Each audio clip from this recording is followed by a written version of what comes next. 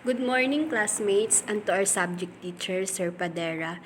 Today, we, the Group 3, are Shumain, reporting the foundations of curriculum, the philosophical and psychological foundation of curriculum. So, before we start, I'm gonna introduce my group mates, Stephen De Los Santos, Roseller Pabella, John Gerald Morris, Casey Aquino, and truly yours, Laika Madula. So this lesson is very important if we are discuss and learn about curriculum of development because of course we forget everything about curriculum. We have to know the foundation and how it started.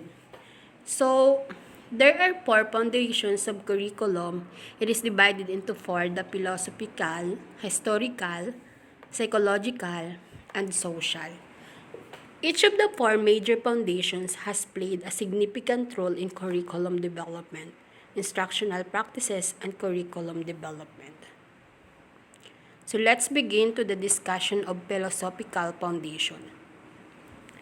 So when we say philosophy of education, it means that it is the study of the fundamental nature of knowledge, reality, and existence, especially when considered as an academic discipline. Ang philosophy po ay ang paraan para matukoy ang mga hangarin, mapagkunan at pagtatapos ng kurikulum at mahalaga sa bawat desisyon tungkol sa pagtuturo ng pag-aaral. Philosophy is very important because it gives us that huge idea that might grow bigger idea about how we should plan the curriculum, how implemented, and how evaluated. So, ang mga educators po, curriculum makers, at mga guro po ay dapat na sumusuporta sa philosophy po na itinuturing na kinakailangan para sa pagpaplano, pagpapatupad at pagsusuri ng isang curriculum sa paaralan. Philosophy help the curriculum makers define the purpose of the school, the important subjects to be taught. Another things to consider is how you supposed to deal with the students, what kind of students do you have, and how they supposed to learn, to identify methods and strategies to be used, and to determine how teachers will evaluate students. So bilang karagdagan po, ang isang curriculum batay sa mga pananaw ng mga philosophers ay nagbibigay sa mga gumagawa ng desisyon ng curriculum na isang paraan ng pagtukoy ng layunin ng mga paaralan. Paksa na ituturo, kung paano natututo ang mga mag-aaral, katanggap-tanggap na nilalaman, mga proseso ng pagtuturo at pag-aaral, mga karanasan at activities na maaaring lumahok sa mga mag-aaral. So likewise, philosophy offers solution to problems by helping the administrators, curriculum planners, and teachers make sound decisions. So, hindi we propose that education is a way of life na kung saan ayon sa kanya, ang edukasyon ay isang paraan ng pamumuhay. So, his philosophy is realized when put into practice. Sa ngayon po, particular dito po sa Pilipinas, ang philosophy po ni Dewey ay nagsilbing isang anchor sa sistemang pang-edukasyon sa ating bansa. So, there are many philosophies in education, but we will illustrate only the four presented by Ernstein and Hanskin in 2004. The perennialism, essentialism, progressivism, and reconstructionism. Roseller Pabella. Today, we will discuss about perennialism and essentialism. What is perennialism? It is focused on personal development. Ibig sabihin, consists of activities referring person's capabilities, quality of life, dreams and aspirations. The aim of perennialism is to educate the rational person. Rational person is someone who make decisions based on intelligent thinking rather than emotions. Why we need to educate them? Addressing irrationality among students requires a shift in educators' attitudes. Instead, mag-focus tayo sa mastery and skill to change the current habit of student mind. Rationality is education's next great challenge. Here is the questions. Does education make us rational, or we make education rational? Let us start sa dalawang words. Education and learning. I will formulate to you an example. Education is trained to develop an aptitude and skill set to understand the information that helps to acquire the knowledge through learning. Education, dito na-develop yung skill para maintindihan natin yung informations acquired through learning. Knowledge is obtained pagtapos nating matuto. For learning, you have to understand stuff. Understanding is how you perceive or interpret information. That is why for learning something, you have to understand it. Hindi ibig sabihin na alam mo na, kailangan pa rin nating maintindihan. If we disturb any of this, the learning curve of perfection will be skipped. Next is to cultivate intellect. Intellect refers to the ability of mind to reach correct conclusions. So, yung mind natin yung intellect natin yung nagbibigay o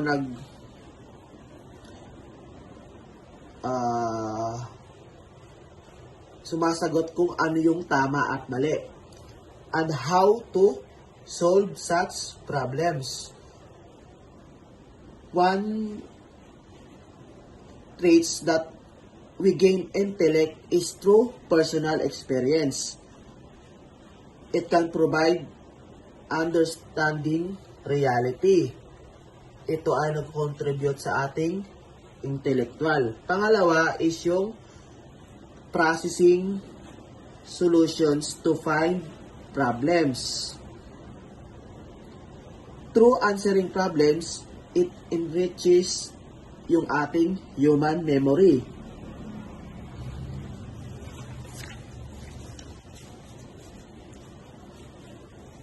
Next is reasoning. Yung reasoning, ito yung applying logic and yung capacity natin to make sense. Yung paniniwala natin based on new or existing information. Example, information from the environment. How you can understand global warming. Ibig sabihin, ano yung dahilan at yung epekto nito sa environment. Reasoning is one of the ways by which thinking moves from one idea to related idea.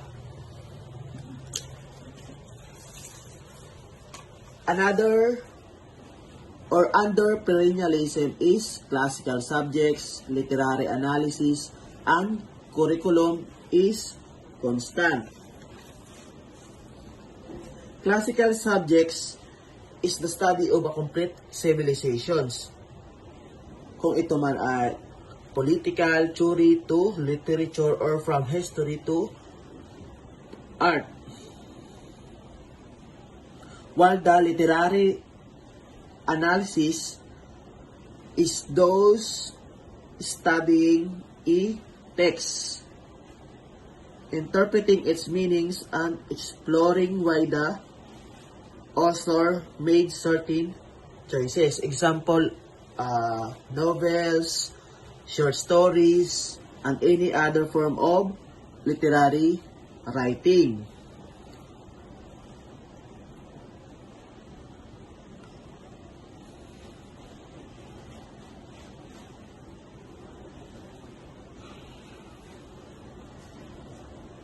Under perennialism is the use of great books and return to liberal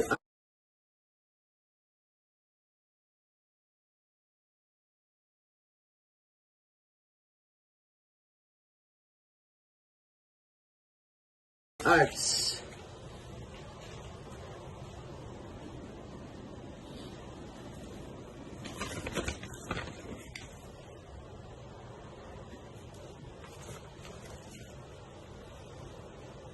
Great books is written publications.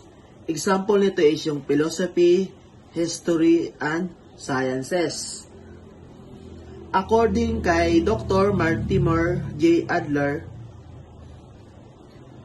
he wrote that educational system of this country could be so radically transformed, the basic liberal training would be adequately accomplished in the secondary schools.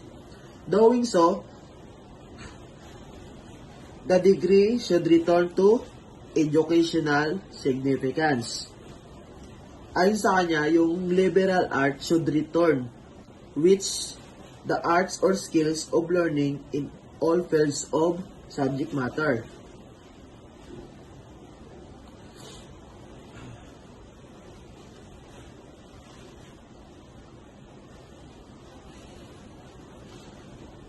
We will go now to essentialism.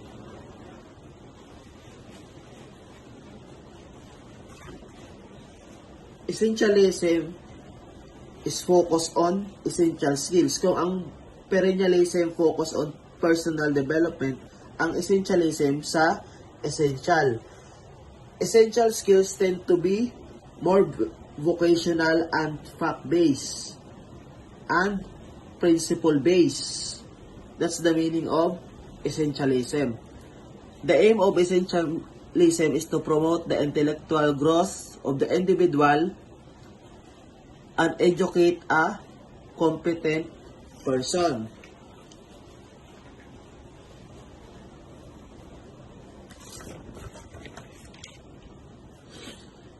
Intellectual development involves the ability of individuals that needs and purpose are controlling their information strategies. May mga level ang intellectual development, how we can improve our intelligence. Una, yung knowledge as facts. Students realize that conflicting opinions, theories, and points of view are features of knowledge. Pangalawa, yung opinion. Third is reasoning. And the last is commitment. Individuals' commitment is to choose what to do or what they believe. Those are the levels of intellectual development.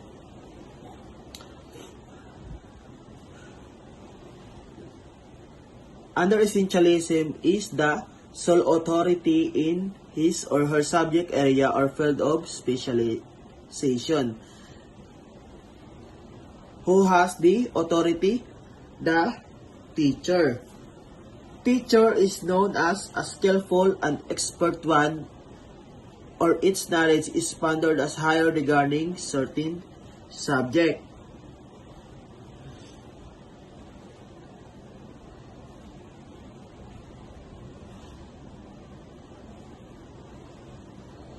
Teacher must be dominant in the classroom.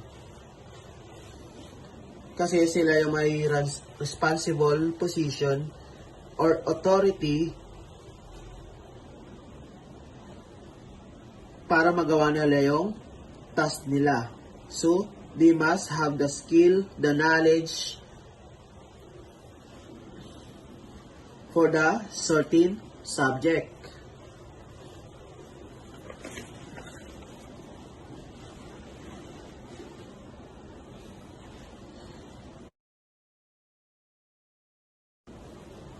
Essential skills of the 3 R's and essential subjects of English, Science, History, Math, and Foreign Language.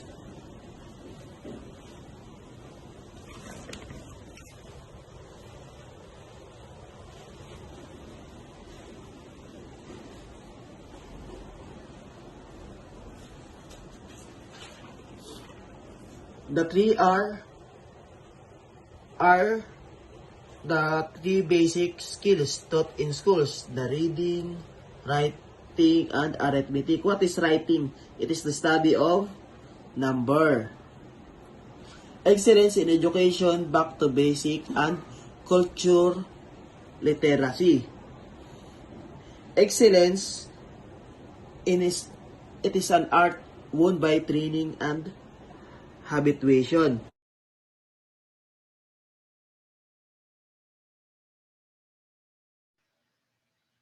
Good day, everyone.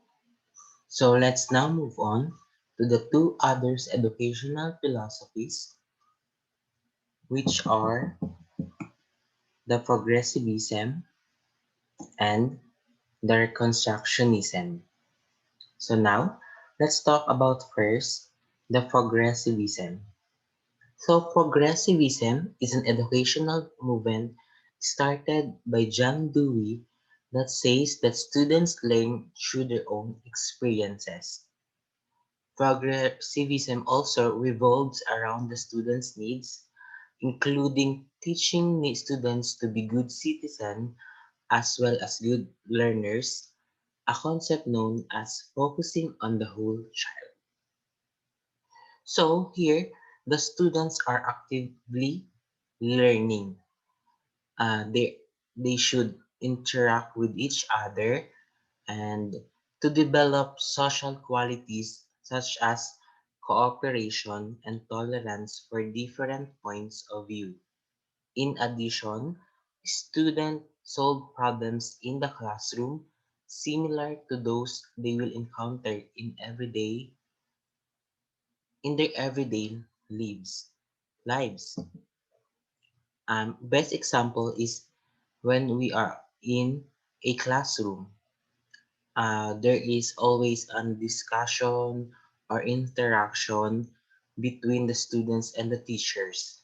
For example, pag may mga reports tayo or any lessons, um, we have to interact to each other so that we will learn and we will have a um, social um, social actively participating during the discussion.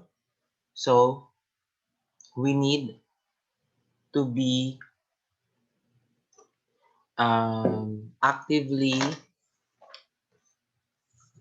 answers all the questions that our co-students asked, and the changes in learning in progressivism must be seen or can be observed and can be validated. And as a progr- progressivism, progressivist teacher, learning should uh, learn through other students, learn with the other students, learn from other students, and learning by other students. That is very important. To summary, aim of education to promote democratic and social living. Role of education, knowledge leads to growth and development of lifelong learners who actively learn by doing. Focus in the curriculum. Subjects are interdisciplinary, integrative, and interactive. Curriculum is focused on students' interests, human problems, and affairs. Curriculum trends, school reforms, relevant and contextualizes curriculum and humanistic education. So now, Reconstructionism, from the prefix re, or means again. So, reconstructing again, or constructioning again, reconstructioning knowledge for the student. So, how does it happens? It happens based on the foundation the students have that bring to the classroom. So, Reconstructionism endorses the idea that teachers need to reconstruct knowledge for their students based on social and world events. It also endorses the idea that students must be given freedom to express their thoughts and develop their skills. So here in Reconstructionism, uh, we are need to be socially active in terms of what happens today. We need to be updated what's going on and what's happening on our surrounding. For this reason, our teachers or us as a teachers needs to expose our students to social issues and allow them to have a say in education. So, uh, and also reconstructionists believe the social development results from continuous change brought about by educational processes. To summary, aim of education to improve and reconstruct the society. Education for change. Role of education, teachers act as agents of change and reform in various educational projects, including research, focus in the curriculum, focus on present and future trends and issues of national and international interest, curriculum trends, equality of educational opportunities, and in education, access to global education. Thank you so much.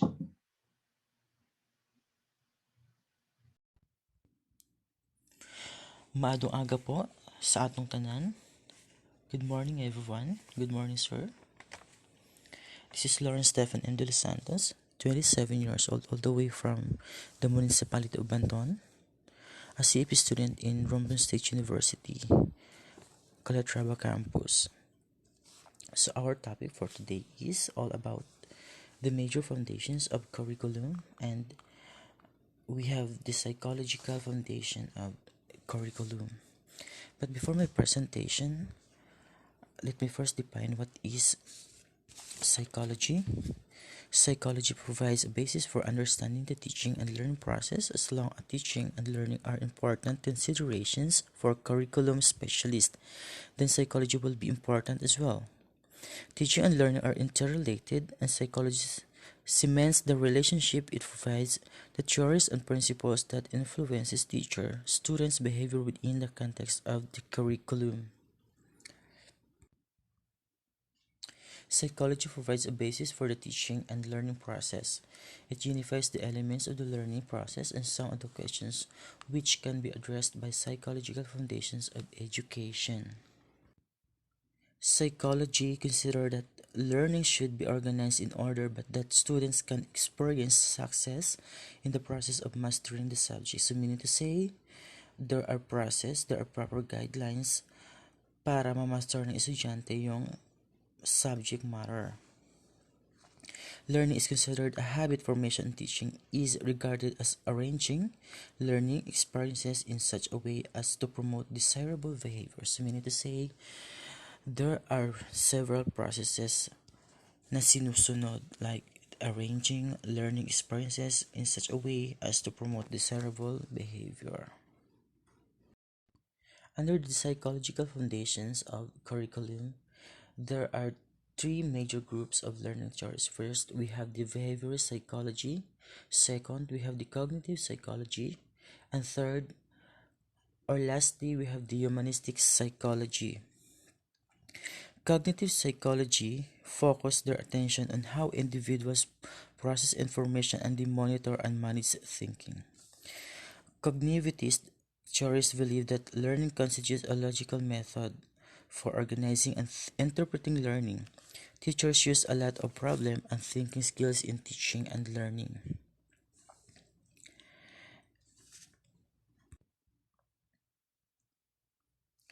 Under the behaviorist psychology, we have five theories and there are five authors na nagpapaliwanag ng kani-kanilang teorya. So, unahin natin yung connectionism ni Edward Thorndike. Connectionism is the responses that produces a satisfying effect in a particular situation become more likely to occur again in that situation, and responses that produce a discomforting effect become less likely to occur again in that situation. A stimulus is something that causes a reaction, and response is just a reaction to a stimulus. So meaning to say, kapag binigyan mo ng sweet candies yung bata sa harapan ng mesa niya, magkakaroon agad ito ng response, which is mag-crave siya and maglalaway siya. So meaning to say, the stimulus is something that causes a reaction, and a response is just a reaction to a stimulus. Kapag sa klase, ang pinag-usapan is very interesting topic, and yung estudyante ngayon is magsasabi, wow, this is very interesting topic, so I have to focus in it, and kailangan ko talagang pagtuunan ng pansin ito, kailangan kong matuto. And this is very interesting because mai-apply ko to is siguro pagkatapos ng klase. Next, we have the classical conditioning by Ivan Pavlov. Classical conditioning is pairing a stimulus with a conditioned response. So meaning to say, kapag yung pusa ay pinakain, and kapag yung amo ng pusa ay nag-ring ng bell, or pinatunog niya yung bell, na ibig sabihin ay tinatawag niya yung pusa para kumain. So yung pusa agad-agad na lumalapit. So nagkakaroon agad doon ng responses. And yung pusa ngayon, bilang response niya, so aamoy-amoy niya muna yung pagkain, parang lalanghapin niya kung masarap pa talaga ito. So meaning to say, the theory of Pavlov is a learning procedure that involves pairing a stimulus with a conditioned response. Next, we have the operant conditioning. It talks about the punishment, and Skinner has 4 types of operant conditioning. First is the positive reinforcement, positive punishment, negative reinforcement, and the negative reinforcement. So meaning to say, positive reinforcement is kapag nag-utos ka ng maayos sa estudyante, susundin ka ng maayos, then at the end of the day, yung magiging punishment ng batang sumunod sa'yo ng maayos is positive. And kapag nag-utos ka naman ng hindi ka ayon-ayon or hindi ka lugod-lugod, then ang magiging punishment at the end of the day is negative. So, sisisihin yung sarili mo na bakit hindi nakapasa yung estudyante, or iisipin mo na bakit napakahina samantalang binabalik-balikan yung klase. So, dapat hindi tayo ganon as a teacher na ipapakita natin yung mga reinforcement natin sa kanila. So, dapat magkaroon palagi ng positivity, reinforcement, or positive reinforcement and positive punishment para matuto yung isang estudyante. Operant conditioning is a procedure that is used to bring about such learning. It is the type of associated learning process through which the strength of behavior is modified by reinforcement or punishment. Next, we have the modeling and observation theory under the behaviorist psychology. So this consists of observing and modeling another individual's behavior, attitude, or emotional expressions. So meaning to say, if I am a teacher, I have to do something na talagang hindi makakalimutan ng estudyante.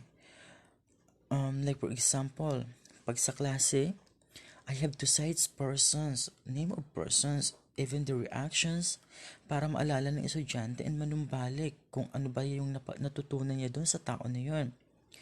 Even the behavior of that person, the attitude, and the emotional expressions like mannerism, parang at the end of the day, yung teacher nun is maging iconic doon sa estudyante. Tatatak talaga. Lalong-lalo na kapag yung teacher is talagang magaling at nagkaroon talaga ng malaking impact doon sa student na talagang natuto hanggang ito talaga naging isang professional student. So the modeling and observation theory is very important. Lastly, we have the hierarchical learning theory.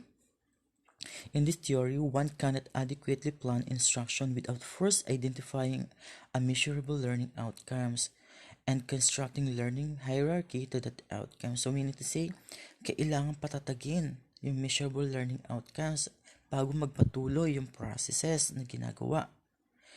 And hindi kaagad-agad dapat bigyan ng instruction yung estudyante without a proper or measurable learning outcome or without identifying it. Dahil mahirap magkaroon ng eksaktong answer or eksaktong information dun sa hiningin questions without proper directions, without proper resources. So meaning to say, these 5 theories under behaviorist psychologists are very important.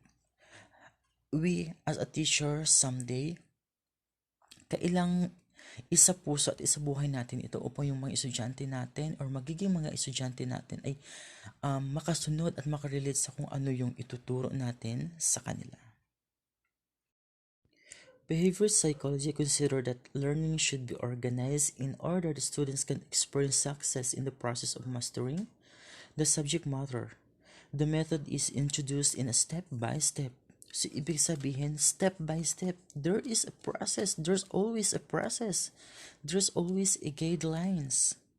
Manner with proper sequencing of tasks which is viewed by other educational psychologists as simplistic and mechanical. Cognitive psychology, there are also 5 theories and there are also 5 authors explained their own theory.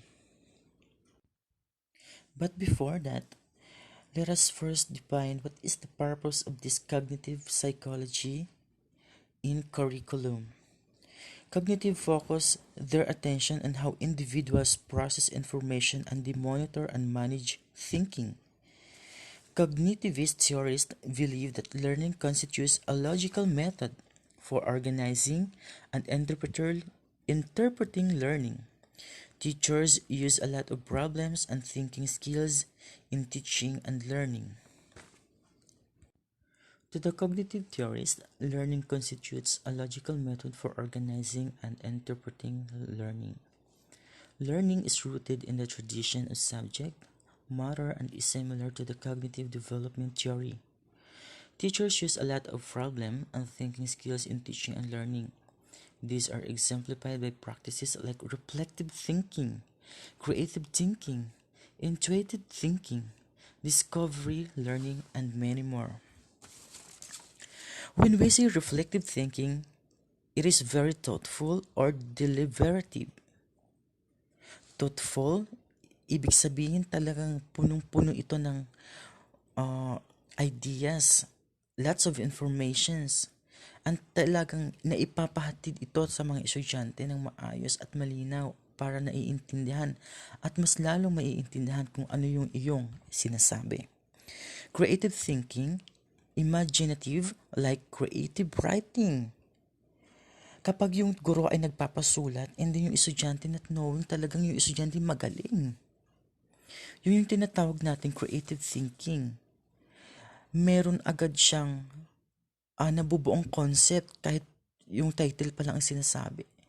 So meaning to say, pag natapos yung buong storya na sinulat ng estudyante, ang ganda ng outcome kasi nga ito ay nagre-reflect, very thoughtful and deliberative, and very creative.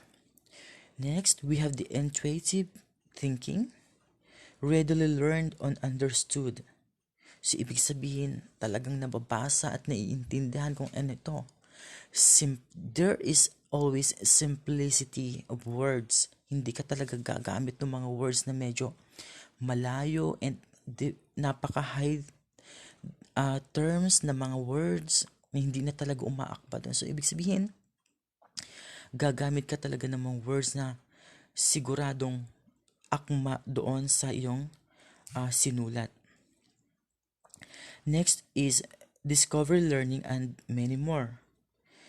This is a pre-trial disclosure and kailangang magkaroon muna siguro dito ng discovery kung ano yung mga susulatin, kung ano yung mga iintindihing bagay, kung ano yung mga bagay na kailangang ipaliwanag. There is always a discovery learning. Under the cognitive psychology, we have, as I mentioned a while ago, we have the 5 theories, and there are 5 authors explaining their theory. Let us start. Hello everyone. I will continue to report the remaining major group of learning theory, which is the humanistic psychology.